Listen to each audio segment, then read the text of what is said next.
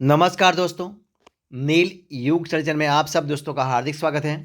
आज हम इस वीडियो में देखने वाले हैं सीबीएसई क्लास नंबर 11 यानी कि 11 Hindi core 5 NCERT solution chapter number 2 जिसका नाम है राजस्थान की रजत बूंदे। तो इस राजस्थान की रजत बूंदे नाम का जो पाठ है, इसी पाठ का हम इस वीडियो में प्रश्नों और उनका आंसर के रूप में संपूर्ण समाधान यानी कि सॉल्यूशन देखने वाले हैं। तो इस वीडियो को जरूर देखना। स्टार्ट करते हैं वीडियो की। देखिए सवाल नंबर 1 आपके सामने है। देखिए क्या है, ये रहा। राजस्थान में कुएं किसे कहते हैं? इसकी गहराई और व्यास तथा सामान्य कुओं की गहराई और व्यास में क्या अंतर होता है? तो देखिए उसका आंसर क्या है, आपके सामने है। राजस्थान में अथाह रेत होने के कारण वर्षा का पानी रेत में समा जाता है। फलस्वरूप नीचे की सतह पर नमी फैल जाती है। यही नमी खड़िया मिट्टी की परत तक रहती है। इस नमी को पानी के रूप में बदलने के लिए 4-5 हाथ के व्यास की जगह को 30 से 35 हाथ की गहराई तक खोदा जाता है। खुदाई के साथ चिनाई भी की जाती है। इस चिनाई के बाद खड़िया की पट्टी पर रीस रीस कर पानी एकत्र हो जाता है। इसी तंग और गहरी जगह को कुई कहा जाता है। कुई केवल व्यास में कुएं के व्यास में छोटी होती है, पर गहराई में यह कुएं जितनी ही होती है। इसका मुंह इसलिए छोटा रखा जाता है क्योंकि यदि कुएं का व्यास बड़ा होगा तो उसमें कम मात्रा का पानी ज़्यादा फैल जाएगा और तब से ऊपर निकलना कठिन होगा, इसलिए। अब देखिए सवाल नंबर दूसरा। देखिए क्या है। दिनों दिन बढ़ती पानी की समस्या से निपटने में यह पाठ आपकी कैसे मदद कर सकता है तथा देश के अन्य राज्यों में इसके लिए क्या उपाय हो रहे हैं, जानें और लिखें। तो देखिए उसका उत्तर क्या है। दिनों दिन पानी की समस्या विकराल रूप ले रही है। मानव की प्रकृति के अत्यधिक दोहन के कारण पानी की समस्या भयंकर हो जाती रही है, हो होती जा रही है। नदियों का जल स्तर घटता जा रहा है। सभी जगहों में लोग पानी की कमी से जूझ रहे हैं। ऐसे वातावरण में राजस्थान की रजत बूंदे पाठ से हमें जल प्राप्ति के अन्य उपायों और पानी के समुचित प्रयोग पर विचार करने में मदद करता है। देश के अन्य भागों में पानी की समस्या से निपटने के लिए कई सरकारी और गैर सरकारी अभियान चलाए जा रहे हैं। लोगों को प्रिंट मीडिया, विज्ञापन कार्यक्रमों, सिने जगत की हस्तियों द्वारा पानी की कमी के विषय में अवगत कराया जा रहा है। गाँवों और शहरों में वर्षा के पानी के बचाव के कई उपाय किए जा रहे हैं।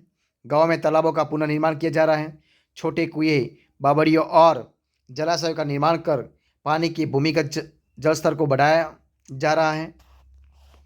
और अब इसी प्रकार अब वर्षा के जल के संचय की आवश्यकता है।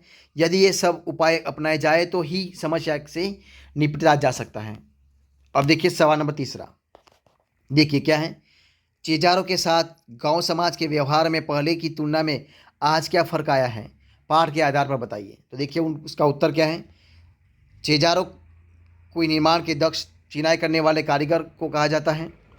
राजस्थान में पहले चीजारों को विशेष दर्जा प्राप्त था। कई बन जाने कुई बन जाने पर एक विशेष उत्सव का आयोजन किया जाता था। तब चेजारों को विदाई के समय तरह तरह की भेंट दी जाती थी। कुई के बाद भी इनका रिश्ता गांव से बना रहता था। उन्हें तीज, त्योहारों तथा शादी विवाह जैसे मांगलिक अवसरों पर भी भेंट दी जाती थी। फसल आने पर खलिहान में उनके नाम से अनाज का एक ढेर अलग से रखा जाता था। समयानुसार अब स्थिति में परिवर्तन आ चुका है। आज उन्हें पहले जैसा सम्मान नहीं दिया जाता, सिर्फ मजदूरी देकर काम करवाया जाता है। अब देखिए सवाल नंबर 4। निजी होते हुए भी सार्वजनिक क्षेत्र में कुइयों पर ग्राम समाज का अंकुश लगा रहता है। लेखक ने ऐसा क्यों कहा होगा? देखिए उसका उत्तर क्या है। लेखक के अनुसार राजस्थान के लोग जानते हैं कि भूमि के अंदर मौजूद नमी को ही कुएं के द्वारा पानी के रूप में प्राप्त किया जाता है। जितनी ज़्यादा कुएं का निर्माण होगा उतना पानी की नमी का बंटवारा भी होगा। इससे कुएं की पानी एकत्र करने की क्षमता पर असर पड़ेगा। इसी कारण ग्राम समाज में निजी होते हुए भी कुइयाँ सार्वजनिक हो जाती हैं। इसीलिए इसके निर्माण में ग्राम समाज का अंकुश बना रहता है।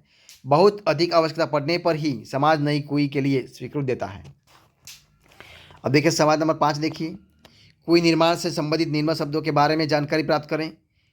पालर पानी, पाताल पानी, रेजानी पानी। उत्तर राजस्थान में पानी के 3 रूप माने जाते हैं। एक पालर पानी। पालर पानी का अर्थ होता है बरसात का सीधे रूप में मिलने वाला जल।